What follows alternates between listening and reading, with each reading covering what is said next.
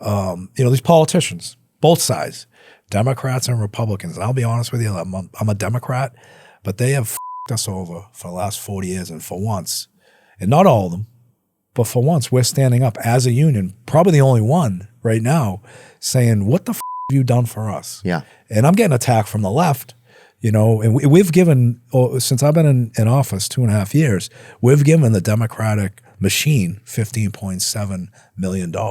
We've given Republicans about $340,000, truth be told. So it's like, people say the Democratic Party is the party of the working people. They're bought and paid for by big tech, those big tech companies. Yeah, tech is the new fossil fuel, man. Right? That's what I say. Right. And you've got the Republicans who are now saying, hey, we want to be the working class party, right? And okay, you've got a great opportunity right now to do that.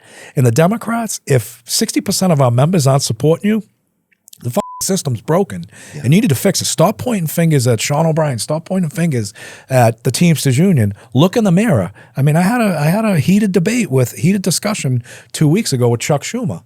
And it got fucking ugly. Chuck Schumer is a piece of shit. And it got ugly because, these politicians, the one thing I've learned, they fucking walk in and they tell you, I did this for you. Okay, great. Let me tell you what you haven't fucking done for us or our members. And we got into it pretty heavy. And I'm like, you had no problem taking $550,000 from me 3 weeks prior to me going on the Republican National Convention. And then you want to be a fucking tough guy on Twitter or X or whatever it is and throw shit out there about me? Like, whatever. To support the party, support the campaign. Yeah. The Teamsters Union has historically endorsed a candidate, right? Right. A presidential candidate. And this is one of the first times. Two times we haven't. 1976 we didn't endorse, and 1996 we didn't endorse. Okay, so for the first time in 30 years now that you guys haven't done it. And again, the reason why we didn't endorse in 1996 Clinton, because we endorsed him in 92. And look, he created NAFTA, and it fucked a lot of our members over. And we lost jobs as a result of it, so we couldn't endorse him. And why would he do it though? Why? Because who are they beholden to? They're not, even though they say we're beholden to working people, we're beholden to middle class, we're beholden to American worker. They're beholden to, look, all money. These money and the next opportunity, right? Because you're not there a long time, right? And, their next opportunity, it's like, what's his name? The guy that looks like fucking Bradley Cooper, the governor of California, Newsom. That guy is bought and paid for by big tech.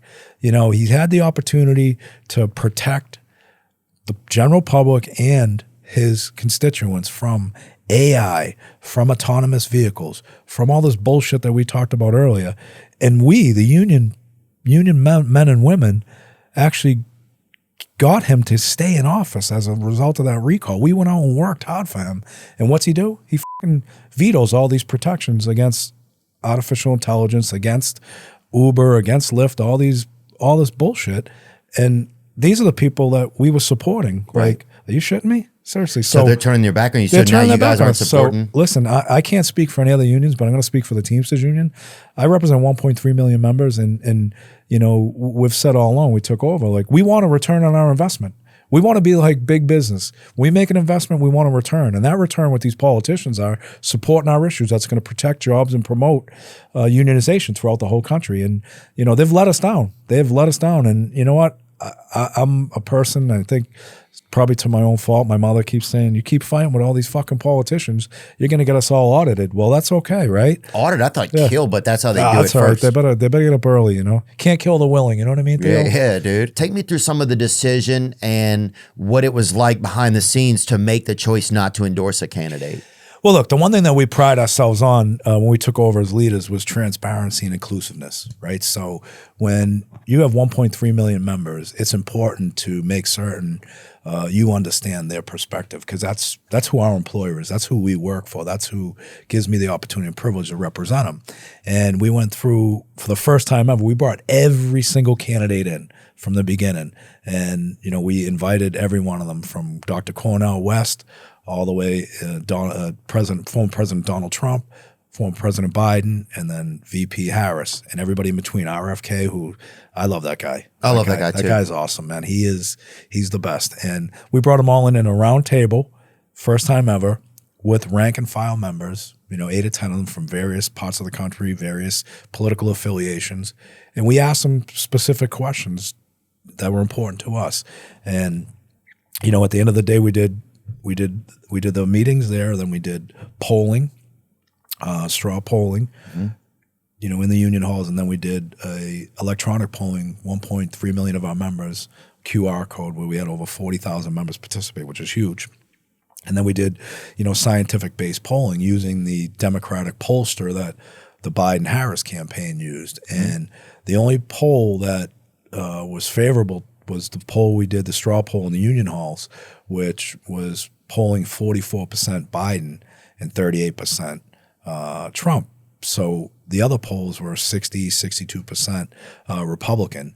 And so in favor of Trump? In favor of Trump, yes. Even we sent the electronic polling after President Biden dropped out of the race. And look, Biden's been great for unions, working people. But the reality of it is, he's gone. He's gone. He's gone. And again, it's like, we've got to take into consideration our members' opinions. And I don't have the beauty of leaning one way or the other. I have to represent both Democratic members and also Republican members. And quite frankly, when I spoke at the RNC, that's when the attacks started happening from the Democratic left and the Republican right. Wait, so just to back up, just so I'm clear on, and so a straw poll means? It means you go to the union halls. We have 319 union halls nationwide. Okay. So you actually have an in-person meeting, town hall, where you get to actually, control the meeting, right? You control the narrative, but our members get to vote in a secret ballot.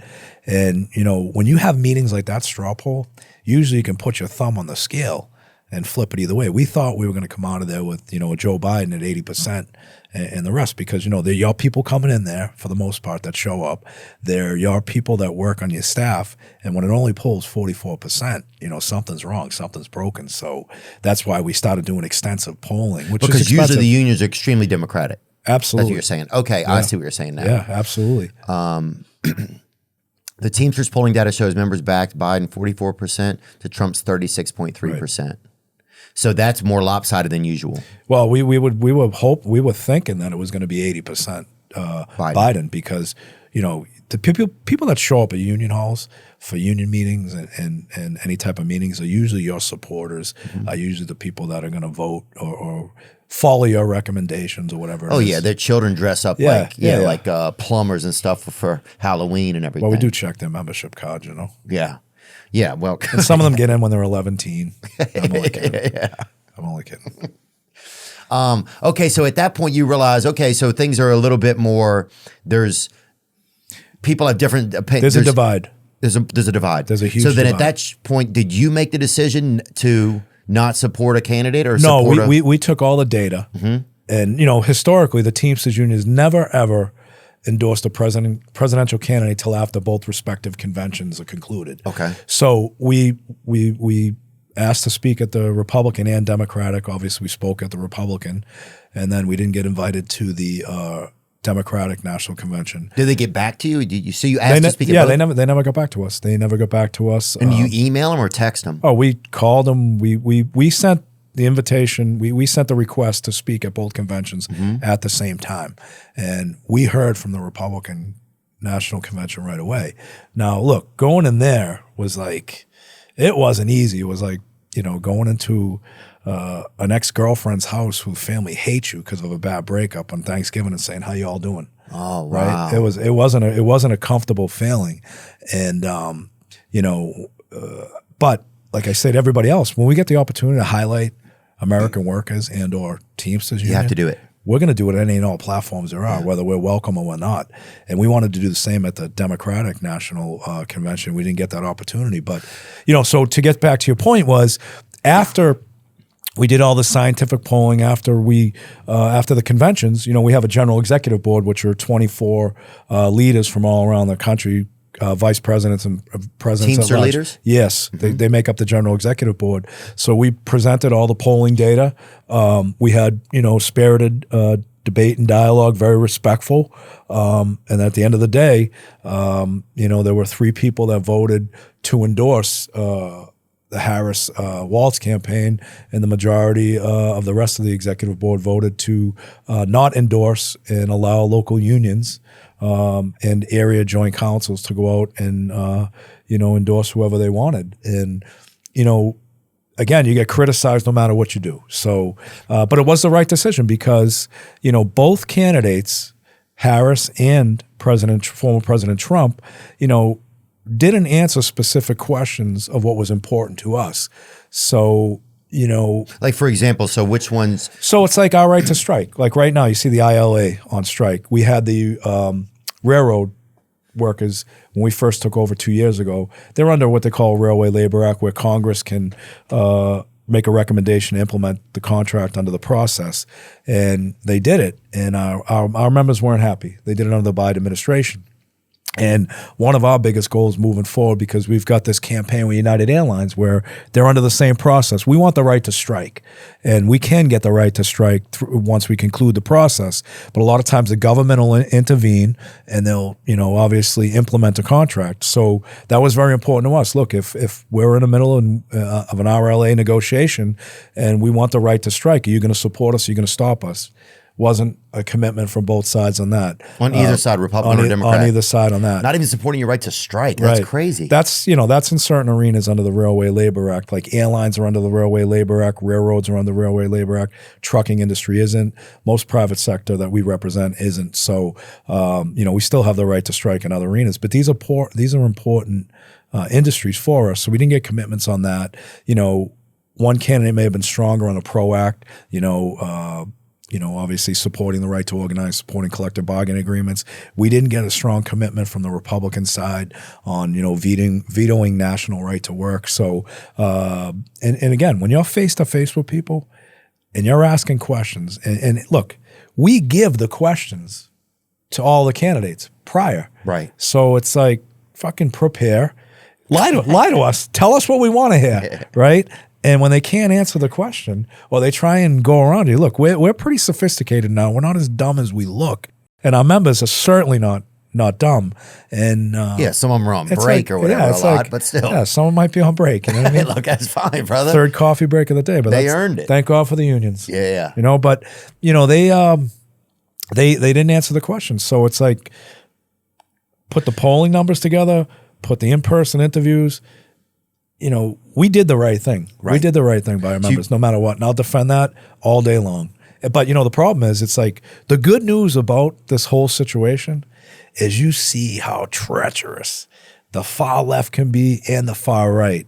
And I think it's fucking hilarious because, don't threaten us with a good time. You want to fight? Let's do it. Yeah. We'll cut their money off. We'll do whatever it takes. They're going to have to earn it moving forward. They've done a lot of personal attacks. They've done a lot of attacks on our members, and we're ready to go. Whoever wins, either way, they're gonna have to deal with you. They're gonna have to deal with us. Good. We control commerce in this country. Fuck yeah, dude. And we're powerful, and we're not afraid to fight. We'd rather just fight corporate America, instead of dealing with this other bullshit, which is a distraction. We've had politicians, right, that. Oh, we support you. When we're doing the UPS negotiations, there were some high-profile people that, and senators that, claim to be the working people, the Schumers of the world, and some others.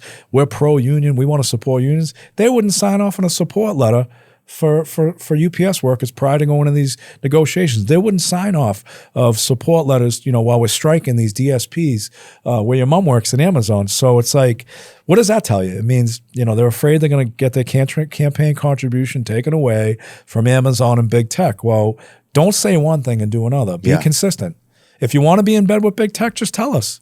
Be transparent. Like you'll always hear me say, the one thing I do, and this is me, probably to a fault, I always state my fucking intentions clearly. I'm going to come after you. We're going to get X, Y, and Z for our members. And if you don't, you're choosing to strike yourself. So accept the consequences. If you're going to screw us over, don't fucking hide behind false promises. Screw us over. Yeah. Tell us you're going to screw us. Is there still the possibility for you guys to endorse a candidate? No, we're not going to endorse it. We've made a decision that we're going to stay out of it and, see what happens. Nothing would change that? No, nothing at all. Nothing at all. Look, if we change our position either way, we look weak. We're strong, and, right. And I'm strong. We're strong in our position, and there's people that people that don't agree with it, and that's fine. That's great. And the problem is like, remember one thing: everybody's opinion matters, right? Especially our membership. And I'll tell you, I'm so disgusted on with the behavior of people like attacking each other personally. It's like we're in the best country in the world, which we're provided the greatest freedoms in the world, where we can say and do whatever we want within reason, not breaking the law and not be retaliated or any retribution against us. And this whole process, that's complete opposite of what we stand for. Yeah. And it's a fucking disgrace. People are laughing at us around the world.